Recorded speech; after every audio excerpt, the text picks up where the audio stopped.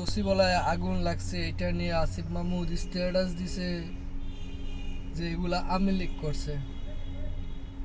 মানলাম ভাই আওয়ামী লীগ করছে, যখন আওয়ামী লীগ ছিল তখন বলছে জামাত শিবির কিছু দেশে অঘটন ঘটলি এগুলা জামাত শিবির করছে।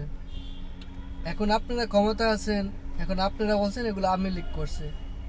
তাহলে দেশের আইন শৃঙ্খলা বাহিনী যারা, তারা কি করছে? বসে বসে আঙ্গুল চড়ছে? আপনার গোয়েন্দা আছে, তাদের কি এগুলা কোনো ইয়া নাই? তারা কি কোনো তদন্ত করে না? তারা কি কোনো রিপোর্ট আপনি করে দেয় না?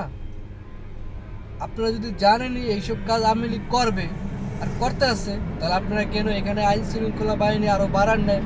এটা নিরাপত্তা কেন আপনারা দেন নাই? যেখানে একটা বাংলাদেশের কেন্দ্রবিন্দু জায়গা, এখানে বাংলাদেশ মানেই সচিবালয়।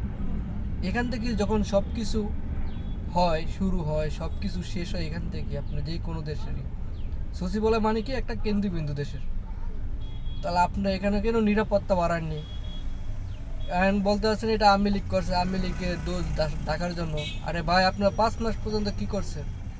আপনারা 5 মাস ক্ষমতা, এটা তদন্ত করেন নাই কেন? আপনারা এখন বলতেছেন আওয়ামী লীগ করছে। যখন আওয়ামী লীগ ছিল তখন বাংলাদেশে অঘটন করলে এটা বিএনপি জামাত করছে। এইভাবে একদল আরেক দলকে দোষারোপ করে করে কি হইতেছে? বাংলাদেশটা শেষ হইতেছে, আর তো কিছু হইতেছে না। দেখেন, ওরা 14-17 বছর ক্ষমতায় ছিল, তারপর ওদেরকে ল্যাংটা করে নামাইছে ক্ষমতাতে।